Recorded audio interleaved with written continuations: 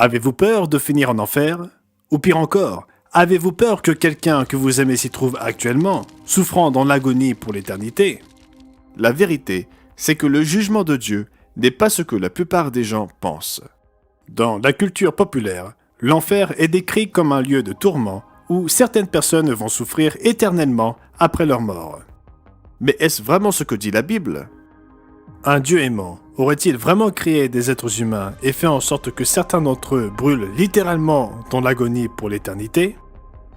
Dans cette vidéo, nous allons expliquer la vérité biblique sur le jugement divin en 4 points simples afin que vous sachiez ce que c'est et pourquoi.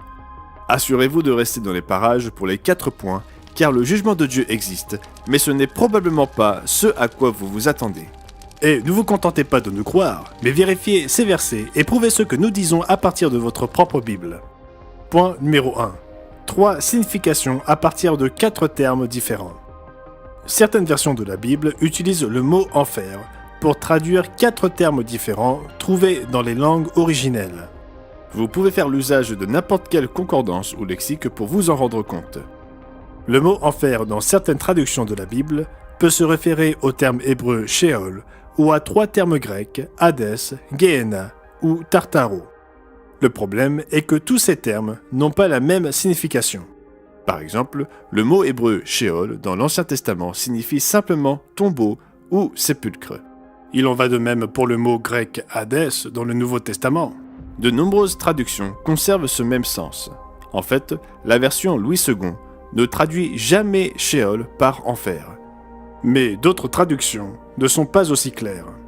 Pourtant, le Sheol et le Hadès font simplement référence à une fosse ou au tombeau, un endroit où les morts sont enterrés pour se décomposer et retourner à la poussière. Le nuage s'évanouit et passe, ainsi, qui descend au sépulcre, au Sheol, n'en remonte pas. Le mot grec « Gehenna » a une signification différente. Ce mot, dérivé de l'expression hébraïque « Gehenem », fait référence à la vallée de Hénem, au sud de Jérusalem. Autrefois, la vallée de Hénem était utilisée comme lieu de décharge pour les détritus de Jérusalem. Des feux y brûlaient continuellement, entretenus par les ordures de la ville, parmi lesquels se trouvaient les cadavres des criminels condamnés. C'est ainsi que la géhenne est devenue un symbole de jugement associé au feu. Cet enfer, ou feu de la géhenne, est donc une référence au sort final des méchants incorrigibles que nous aborderons plus en détail dans le point numéro 3. Enfin, le mot grec « tartaro » désigne un état de restriction, et il ne s'applique pas aux êtres humains, mais plutôt aux anges déchus. Ce terme n'apparaît qu'une seule fois dans la Bible. Dans 2 Pierre 2 verset 4, il est dit « En effet, Dieu n'a pas épargné les anges qui ont péché, il les a précipités dans l'abîme, Tartaro, où ils sont gardés pour le jugement, enchaînés dans les ténèbres. » Cet abîme ne concerne que les anges et est complètement différent du Sheol, du Hadès ou de la Géhenne. Ainsi, lorsqu'il s'agit de comprendre le mot enfer quand nous le lisons dans certaines traductions de la Bible, la première chose à se demander est de savoir de quel terme des langues originelles parlons-nous. L'utilisation du même mot enfer dans certaines versions pour traduire ces 4 termes a semé la confusion dans beaucoup de langues et son usage ne reflète pas la vérité biblique. Point numéro 2. Les morts ne sont en aucun cas vivants ou conscients après leur mort. Comme nous l'avons mentionné, lorsque l'on parle du sépulcre des morts, le Sheol ou le Hadès, pour désigner la tombe, il s'agit simplement de la fosse où les morts reposent. Lorsque les gens meurent, la plupart du temps, leurs corps sont enterrés dans une tombe où ils se décomposent naturellement et retournent à la poussière. Mais les morts ne sont en aucun cas vivants ou conscients dans le Sheol ou le Hadès. C'est ainsi que la Bible décrit l'état des morts. Les vivants, en effet, savent qu'ils mourront, mais les morts ne savent rien. Tout ce que ta main trouve à faire avec ta force, fais-le, car il n'y a ni œuvre, ni pensée, ni science, ni sagesse dans le séjour des morts où tu vas. Les morts ne louent pas l'Éternel. Car dans la mort, on ne se souvient point de toi. Qui te célébrera dans le sépulcre, Sheol?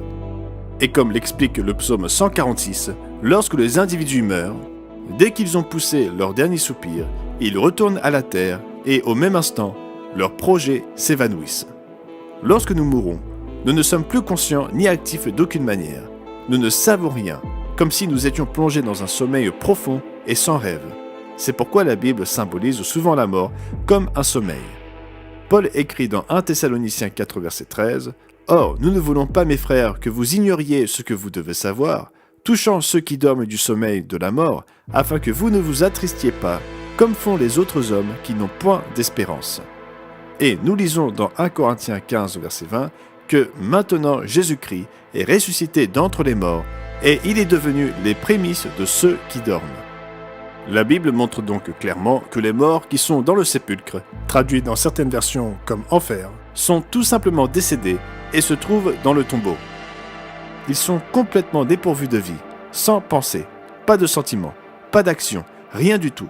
Ils ne sont pas dans un labyrinthe tortueux avec différents niveaux de punition, selon le concept courant de l'enfer. Les morts n'éprouvent pas la douleur ardente d'un feu absent, ils attendent simplement l'une des résurrections. Point numéro 3. La géhenne est le jugement éternel des méchants incorrigibles. Le feu de la géhenne, mentionné dans la Bible, fait référence à un lieu ardent de jugement où les pécheurs impénitents seront jetés pour un châtiment définitif. La Bible l'appelle l'étang de feu et la seconde mort. Mais il y a un élément très important à comprendre au sujet de l'étang de feu. Les méchants qui y seront jetés seront brûlés et cesseront d'exister pour toujours. C'est une seconde mort définitive. Ils ne seront plus jamais ressuscités et seront effacés de toute existence. Leur existence totalement anéantie, ils ne souffriront pas continuellement dans l'agonie pour toute l'éternité, mais leur châtiment final de la seconde mort sera définitif pour le reste de l'éternité. Comme l'a dit Jésus, ne craignez pas ceux qui tuent le corps et qui ne peuvent tuer l'âme. Craignez plutôt celui qui peut faire périr l'âme et le corps dans la géhenne. Oui, l'âme peut être détruite. Dieu n'acceptera pas de pécheurs impénitents dans son royaume éternel. Et il n'accordera pas le don de la vie éternelle à ceux qui ne veulent pas se soumettre à lui et refusent le sacrifice de Jésus-Christ pour leurs péchés. La Bible indique clairement que le salaire du péché, c'est la mort, mais le don gratuit de Dieu, c'est la vie éternelle en Jésus-Christ notre Seigneur. Ce que l'on appelle souvent le verset d'or dit aussi « Car Dieu a tant aimé le monde qu'il a donné son Fils unique, afin que quiconque croit en lui ne périsse pas, c'est-à-dire souffre de la seconde mort, mais ait la vie éternelle. » La vie éternelle n'est un don que pour ceux qui se tournent vers Dieu, lui obéissent et acceptent le sacrifice de Jésus, en paiement de la peine de mort qu'ils méritent pour leurs péchés. Ceux qui, en pleine connaissance de cause, refusent le mode de vie de Dieu, après avoir reçu l'occasion de se repentir, périront finalement dans les temps de feu et ne recevront pas le don de la vie éternelle. Ils seront détruits. À ce propos, le livre de l'Apocalypse montre qu'après la seconde résurrection et la période du grand trône blanc, la mort et le séjour des morts furent jetés dans l'étang de feu. C'est la seconde mort, l'étang de feu. Quiconque ne fut pas trouvé écrit dans le livre de vie fut jeté dans l'étang de feu. Jésus décrivit également les deux possibles issues pour toutes les nations lorsqu'il parla du jugement et de la séparation de ses brebis des boucs. Il dit des injustes. Ceux-ci iront au châtiment éternel, c'est-à-dire que le châtiment de la mort sera sans retour et qu'ils ne revivront plus jamais, mais les justes à la vie éternelle. Et pour conclure, point numéro 4, l'attente du feu de la géhenne pour les méchants incorrigibles sera angoissante. Vous vous demandez peut-être, qu'en est-il des versets décrivant les tourments, les pleurs et les grincements de dents ? Par exemple, dans la parabole des talents, Jésus dit au sujet du serviteur méchant et paresseux « Jetez-le dans les ténèbres du dehors, où il y aura des pleurs et des grincements de dents. » Dans la parabole de l'ivraie, comme dans celle du filet, Jésus expliqua qu'à la fin des temps, le Fils de l'homme enverra ses anges qui arracheront de son royaume tous les scandales et ceux qui commettent l'iniquité, et ils les jetteront dans la fournaise ardente, où il y aura des pleurs et des grincements de dents. Et il mit en garde ailleurs, il y aura des pleurs et des grincements de dents, quand vous verrez Abraham, Isaac et Jacob, et tous les prophètes dans le royaume de Dieu, et que vous serez jetés dehors. Ces paraboles et d'autres, comme celle de Lazare et de l'homme riche, illustrent l'angoisse mentale que les pécheurs impénitents éprouveront avant d'être totalement brûlés. Les méchants incorrigibles souffriront du tourment de connaître leur sort avant leur exécution finale. Dieu donnera à chaque personne une opportunité équitable de se repentir et de recevoir la vie éternelle, mais certaines refuseront la volonté de Dieu et lorsqu'elles recevront finalement la peine qui leur est due, elles seront remplies de haine amère, de misère, de regret et de tourments intérieurs. Elles vont taper, crier et se battre pour ainsi dire, car elles comprendront qu'il n'y a pas de retour possible en arrière. Mais un Dieu aimant et miséricordieux mettra fin à leur misère pour l'éternité. Elles seront totalement brûlées et détruites pour toujours, anéanties dans l'étang de feu, qui est la seconde mort. Les méchants incorrigibles connaîtront donc un bref moment de tourment sur le chemin de la mort éternelle dans l'étang de feu, mais ils ne continueront pas à souffrir pour le reste de l'éternité. Dieu est miséricordieux, il détruira les méchants, mais il n'est ni injuste ni cruel dans son jugement.